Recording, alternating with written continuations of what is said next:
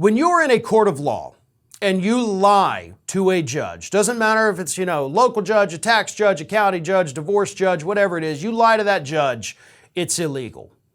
No matter what, every single time.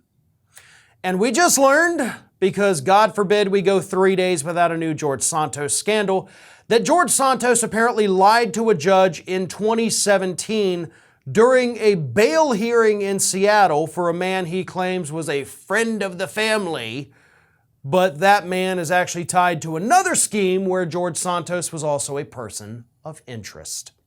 So here's what happened. 2017, George Santos heads up to Seattle to be a character witness in a bail hearing, and he told the judge, "Hey judge, I work at Goldman Sachs.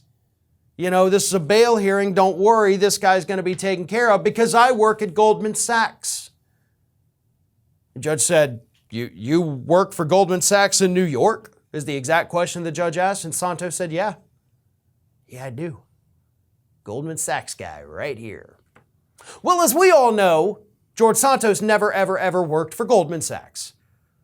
So he lied to the judge. The judge then repeated the question like, "You work for Goldman Sachs in New York?" And Santos said, "Yeah." So technically you lied to him twice about the same issue. The judge gave you an opportunity to, backtrack and clarify your statement. You chose not to do it. So I don't know what the statute of limitations is here. I mean, this is 6 years ago, so he probably is not going to get hit with perjury charges. But what is important is why he was testifying there. Right? It's not just the lie, it's also about the case. The individual that he went to testify on behalf of during the bail hearing is the person who I talked about a couple weeks ago, where George Santos was named as a person of interest and even interviewed by the police about a man from Brazil who had been putting credit card scanners on ATM machines. This is the guy. The guy that George Santos allegedly sent to jail because he worked as an informant, somehow showed up at his bail hearing to say good things about the guy? Oh, hell no. That is not what happens. Like, you're working with the cops to get this guy behind bars, according to Santos, and then you show up at his bail hearing. Bull crap.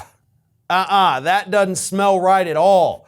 So, you may be asking yourself, in case you missed the previous story, why was George Santos even a person of interest in this guy's little credit card fraud scheme? Well, I'm glad you asked, because when they caught the guy back in 2017, there was a box in his car with an address on it. That address was George Santos. So why did this man who was running around all of Seattle installing and uninstalling credit card scanners at ATM machines, why did he have a box in his car addressed to George Santos? The box may have contained, by the way, based on other boxes found in this man's apartment, the materials needed to install the scanners on the ATM machines.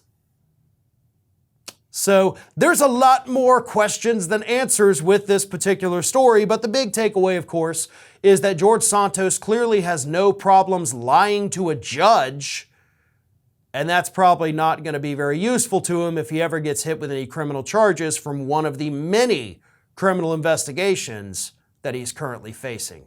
And you know what? If I were the DOJ, I'd probably go ahead and reopen that credit card scam case just because something about it with George Santos doesn't add up.